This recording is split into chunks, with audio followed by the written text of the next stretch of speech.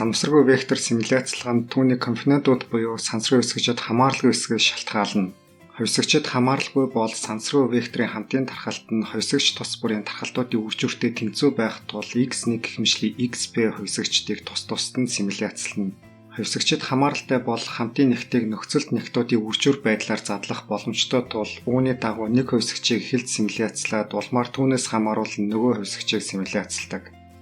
Нөхцөлт тархалт ашиглаж сансрын вектор хэрхэн симуляцлахыг жишээгээр харуулъя. Үүний тулд x1, x2 дискрет сансрын вектор авч үзье. Тус сансрын векторын хамтын нэгтийг слайдын голд буюу хүснэгтээр өгөв. Мөн нөхцөлт тархалт олоход тухайн тархалт ашиглах тул x1 хувьсгчийн тухайн тархалтыг хамтд нь оллоо. x1 хувьсгчийн тухайн тархалтыг олохын тулд хамтын тархалтаас x2 хувьсгчийг зайлуулах учраас x2 хувьсгчийн бүх утгыг хамарсан нийлбэр авна. Тинхүү олсон тархалтыг хүснэгтийн сүүлийн багнаас харж болно. Харин нөхцөлт нэгтийг нь хамтын нэгтийг тухайн нэгтэд хувааж олдог бөгөөд энэхүү олсон нөхцөлт тархалтыг слайдын төгсгөлд хүснэгтэлж бичлээ. Анх өгсөн хамтын тархалттай сансрын векторын утга үүсгэх программыг сая олсон тухайн тархалт болон нөхцөлт тархалт дээр үндэслэн R хэлээр бичих байдлыг харуулж байна. Энд эхлээд x1 хувьсгчийг түүний тухайн тархалтын тусламжтай симуляцлаад улмаар x1 хувьсгчийн утгаас хамаарсан нөхцөлт тархалтаас x2 хувьсгчийн сансргүй утгыг үүсгэж байна. Мөн x1 хувьсгчийн тухайн тархалт болон x2 хувьсгчийн нөхцөлт тархалт тус бүрийг симуляцлах эцсийн үйлдэлтэй уруу хуургалтын арга хэрэглэж байгааг тодруулж хэлье.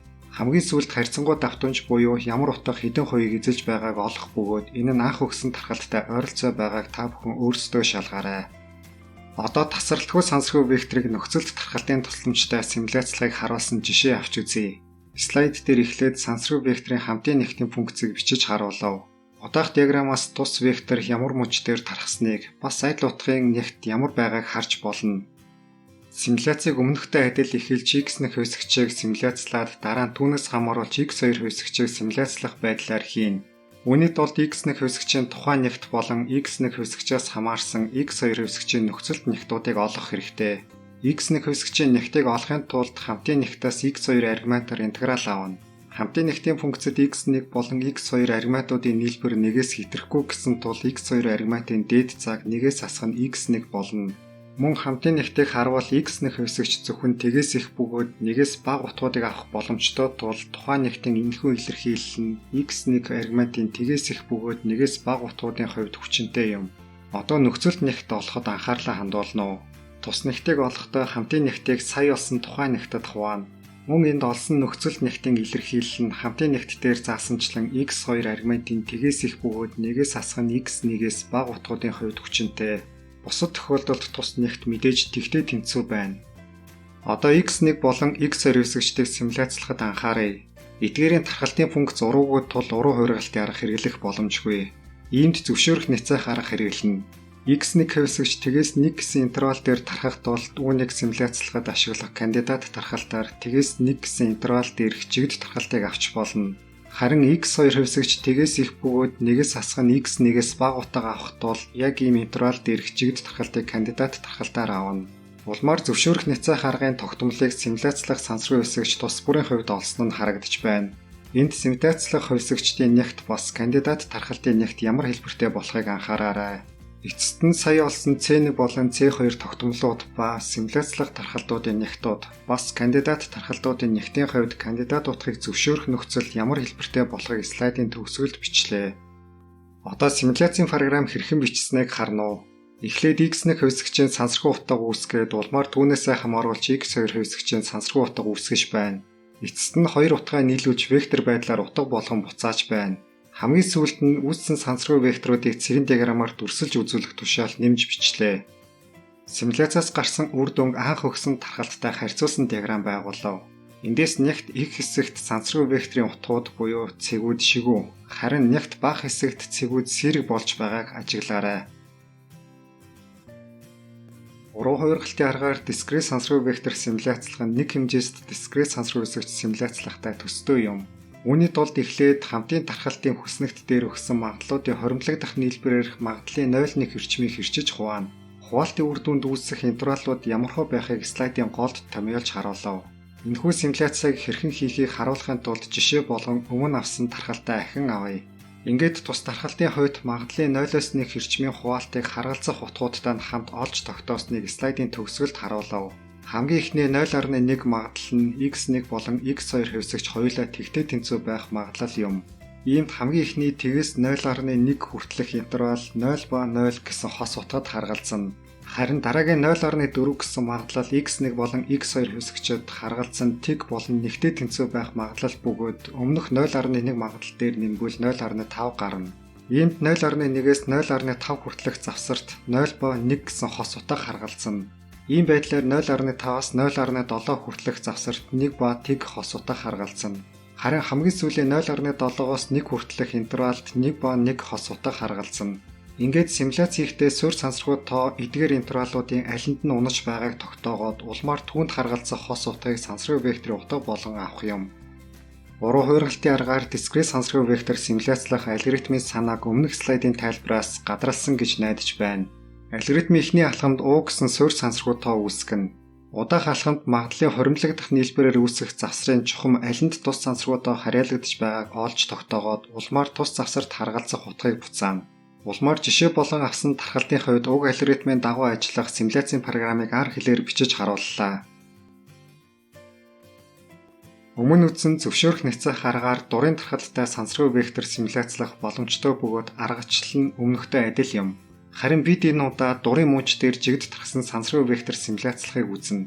G мужид жигд тархсан X сансрын вектор симуляцлах зорилго тавья. Үүний тулд эхлээд G мужийг агуулдаг бөгөөд G мужтай харьцуулахад энгийн дүрс эсвэл биет авна. Тэрхүү энгийн дүрс эсвэл биетэй D гэе. D-ийн дүрс юм уу биет байх нь сансрын векторын хэмжээсээс шалтгаалахыг та надаар хэлүүлэлтгүй мэдэж байгаа бизээ. Ийхүү D мужийг хэдий ч энгийн байдлаар авбал симуляц төдий ч хялбар болно. Одоо энэхүү аргын алгоритмыг танилцуулъя. Нэгдүгээр алхамд D мужид жигд тархсан Z сансрын векторын утга үүсгэнэ. Хоёрдугаар алхамд Z вектор G мужид харьяалагдж буй эсгийг шалгана. Хэрв харьяалагдж байвал Z векторыг зөвшөөрч X векторын утга болгож авна. Эсрэг тохиолдолд эхний алхамд очино. Зөвшөөрөх няцаах аргаар сансрын вектор симуляцлахыг 1 радиустай P хэмжээст бөмбөрцөг хэлбэртэй G муж дотор жигд тархсан вектор симуляцлахаар жишээлэн үзье. Үүний тулд эхлээд P хэмжээст гиперкуб дотор жигд тархсан сансрын вектор үүсгэнэ. Улмаар тэдгээрээс G бөмбөрцөг дотор орших векторуудыг ялгаж авахд хангалттай. Үүнийг хэрхэн алгоритмчилсныг слайдын төгсгөл хэсгээс харна уу. Одоо 1 радиустай P хэмжээст бөмбөрлөгдөр жигд тархсан сансрын вектор хэрхэн симуляцлахыг үзье. Өмнөх слайд дээрх симуляц бол бөмбөрцөг доторх симуляц байсан бол харин энэ нь бөмбөрцгийн гадаргуу дээрх симуляц юм. Иймд өмнөх алгоритмын сүүлийн алхамд өөрчлөлт оруулахад хангалттай. Тодорхойлбол бөмбөрцөг доторх векторын уртыг 1 болгон норомжлоход л болно. Ингэснээр векторын урт 1 болж тухайн вектор нь 1 радиустай бөмбөлөг буюу бөмбөрцгийн гадаргуу дээр ирнэ. Энэхүү хэсгийн төгсгөлд зөвшөөрөх няцаах аргын үр ашигт байдал буюу 1 утга гаргаа авахд зарцуулах давталтын тооны талаар товч авч үзье. Сансрын векторын хэмжээс буюу векторын хэмжээс өсгөхөд мужуудын эзлэхүүний зөрүү огцом өсөх тул кандидат утгыг зөвшөөрөх магадлал буюу зөвшөөрөх няцаах арга үр ашиг улам буурдаг. Бид сая бөмбөрцөг дотор бас бөмбөлөгдөр жигд тархсан сансрын вектор симуляцлахыг үзсэн. Харин одоо Simplex дээр жигд тархсан сансрын вектор симуляцлахыг үзье. Ийхүү геометрийн үндсэн дүрс болон бит дээрх симуляцийг мэддэг байх нь өөр бусад дүрс болон бит дээрх симуляц хийх үндэс болдог. Энд хамааралгүй суурь сансрагууд тоонуудыг хувиргах байдлаар Simplex дээр жигд тархсан вектор үүсгдэг хялбар арга танилцууллаа. Сая танилцуулсан аргыг 3 алхам бүхий алгоритм болгон бичих боломжтой. Мөн энэхүү алгоритмаар ажиллах функцийг R хэлээр хэрхэн бичсэнийг сонирхно уу? R бол статистикийн зориулттай програмчлалын хэл учраас алгоритмын алхам бүрийг програмчлахад маш хялбар байсан. Эцэст нь энэхүү симуляцийн функцийг дуудаж ажилуулах болон гарсан үр дүнг нь цэгэн диаграмаар харуулахын тулд ямар тушаал өгөхийг бичиж харууллаа. Одоо дурын цэгүүдэд оройтой Simplex дээр жигд тархсан сансрын вектор симуляцлах арга зааж өгье. Үүнийг сая үзсэн симуляцийн үр дүнг шугам хувиргалтаар хувиргах байдлаар шийдэх боломжтой. Үүний тулд Simplex-ийн оройн цэгүүдийн координатуудын ялгуураар багнуудаа хийсэн матриц байгуулах бөгөөд энэхүү матрицын шугам хувиргалтын үржүүлэгч болно. Мөн энэхүү хувиргалтад хасагч вектороо нэмсэн параллел зөвлөлт байгааг анхаарна уу. Ийхүү өмнө үзсэн алгоритмаар үзсэн энгийн Simplex дээр жигд тархсан сансрын векторыг геометрийн эргүүлэлт, деформац болон параллел зөвлөлт буюу хувиргалтаар хувиргаан дурын цэг дээр оройтой Simplex дээр жигд тархсан сансрын векторууд үүсгэнэ. Зөвшөөрөх няцаах аргаар сансрын вектор симуляцлага нь өмнө үзсэн нэг хэмжээст сансрын вектор симуляцлагатай зарчмын хувьд адил юм. Иймд дурын тархалттай векторыг зөвшөөрөх няцаах аргаар хэрхэн симуляцлагыг жишээгээр үзүүлье. Эхний хэсэгт ашигласан тархалтаа эргэн авч үзье. Энэхүү x1, x2 сансрын вектор нь simplex хэлбэртэй мууч дээр тархана. Ийм дүнийг simplex дээрх жигд тархалтын тусламжтай симуляцлах боломжтой. Үүний тулд тус кандидат тархалтын нягт мэдэгдэж байх хэрэгтэй. Кандидат тархалт буюу simplex дээрх тархалтын нягт жигд гэдгээс simplex-д харгалзах нягтын утга нь тогтмол гэсэн дүгнэлт гарна. Тус тогтмол утгыг энд k хэсгээр тэмдэглэв. Нягтын функцээс бүх огторгуугаар авсан интеграл нягтын тэнцүү байдгийг анхаарвал k тэнцүү 2 гэсэн утга олдоно. Ийхүү кандидат тархалтын нягт бүрэн олдлоо.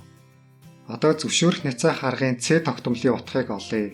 Simplex мууч дээрх нягтын илэрхийллүүдийг зохих томьёонд орлуулж улмаар нягтуудын харьцааны хамгийн их утгыг олсон нь слайдынхэнд харагдаж байна.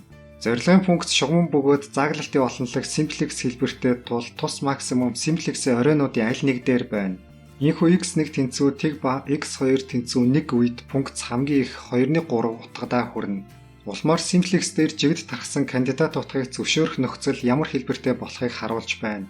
Симуляцийн програм бичгээс өмнө зөвшөөрөх няцаах нөхцөлөө олж бичвэл зохимжтой байдаг тул ийхүү тус нөхцөл манай тохиолдолд ямар хэлбэртэй болохыг олж тогтоолоо. Эцэст нь зөвшөөрөх няцаах аргаар бидний анх жишээ болгон авсан нягттай сансрын вектор симуляцлах програмын алгоритм зохиосныг слайдын төгсгөл хэсгээс харна уу. Энэхүү алгоритмын дагуу бичсэн програмын кодыг дараагийн слайдаар танилцуулна. Өмнөх слайд дээр зохиосон алгоритмын дагуу ажиллах програм R хэлээр хэрхэн бичсэнийг сонирхно уу. Бид өмнөх хэсэгт simplex дээр жигд тархсан сансрын вектор симуляцлах талаар үздсэн бөгөөд тэнд бичсэн програмын кодыг авч ашиглах боломжтой. Гэхдээ энэ алгоритмын алхам бүрд нэг л кандидат утга ашиглах тул RNG simplex функцийг нэг ширхэг сансрын вектор буцаадаг болгон өөрчилсөн. Програмын кодын бусад хэсгийн тайлбарыг мөр тус бүрд нь бичсэн тул та бүхэн өөрсдөө уншиж танилцсан уу? Зөвшөөрөх няцаах аргыг сүүлийн удаа авч үзэж байгаа учраас тус арга хэрхэн ажилдгийг дэлгэрүүлж тайлбарлая. Энэхүү арга нь кандидат утгуудаас симуляцлж буй тархалттай үл нийцэх утгуудыг зайлуулах байдлаар ажилладаг. Тухайлбал эхний зурагт simplex дээр жигд тархалттай 380 ширхэг сансрын вектор байна. Эдгээр 380 ширхэг утгын 180 нь бидний симуляцлагаар авсан тархалттай тохирохгүй буюу зөвшөөрөх нөхцөл үл хангасан. Ийхүү тэдгээр 180 ширхэг векторыг зайлуулсны дараа үлдсэн 200 ширхэг векторын тархалт нь симуляцлагаар авсан тархалтын нягттай ойролцоо дүр төрхтэй байгааг сүүлийн 2 зургаас харж болно. Үүгээр энэ удаагийн видео лекцээ өндөрлөе.